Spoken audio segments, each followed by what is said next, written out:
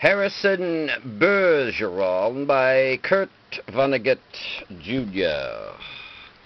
The year was 2081, and everybody was finally equal. They weren't only equal before God and the law, they were equal every which way.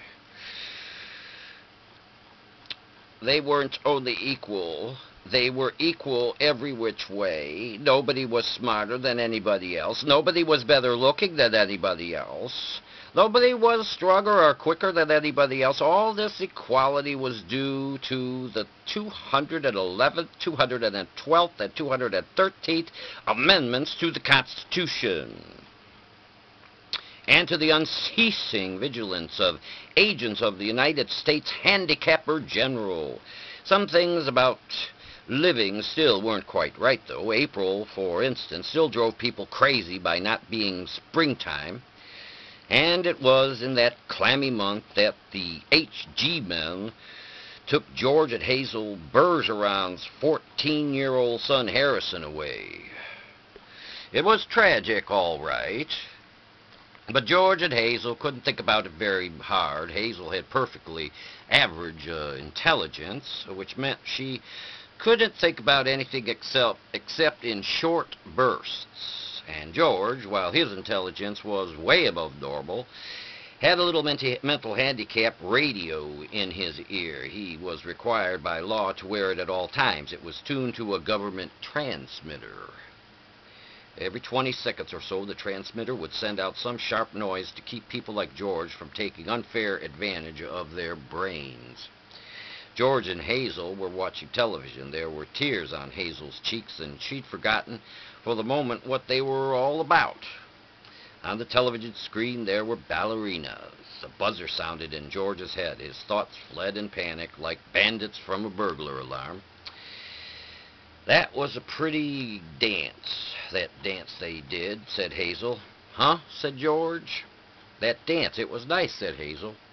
"Yup," said George. He tried to think a little about the ballerinas. They weren't really very good, no better than anybody else would have been anyway. They were burdened with sash weights and bags of birdshot, and their faces were masked, so that no one, seeing a free and graceful gesture or a pretty face, would feel like something the cat drug in. George was toying with the vague notion that maybe dancers shouldn't be handicapped, but he didn't get very far with it before another noise in his ear radio scattered his thoughts. George winced. So did 2 out of the 8 ballerinas. Hazel saw him wince. Having no mental handicap herself, she had to ask George what was the latest sound had been. "Sounded like somebody hitting a milk bottle with a ball-peen hammer," said George. "I think it would be real interesting hearing all the different sounds," said Hazel, a little envious. "All the things they think up." Said George. "Only if I was Handicapper General, you know what I would do," said Hazel. Hazel, as a matter of fact, bore a strong resemblance to the Handicapper General, a woman named Diana Moon Glampers. "If I was Diana Moon Glamper," said Hazel, "I'd have chimes on Sunday, just chimes, kind of in honor of religion." "I could think if it was just chimes," said George. "Well, maybe make 'em real loud," said Hazel. I think I'd made a good Handicapper General." "Good as anybody else," said George. "Who knows better than I do what normal is," said Hazel. "Right," said George. He began to think glimmeringly about his abnormal son, who was now in jail, about Harrison, but a 21-gun salute in his head stopped that. "Boy," said Hazel, "that was a doozy, wasn't it?" It was such a doozy that George was white and trembling, and tears stood on the rims of his red eyes. 2 of the 8 ballerinas had collapsed to the studio floor, were holding their temples. "All of a sudden, you look so tired," said Hazel. "Why don't you stretch out on the sofa so that you could rest your handicap bag on the pillows, honey bunch?" She was referring to the 47 pounds of birdshot in a canvas bag which was padlocked around George's neck. Go on and rest the bag for a little while, she said. I don't care if you're not equal to me for a while. George weighed the bag with his hands. I don't mind it, he says. I don't notice it anymore. It's just part of me. You've been so tired lately.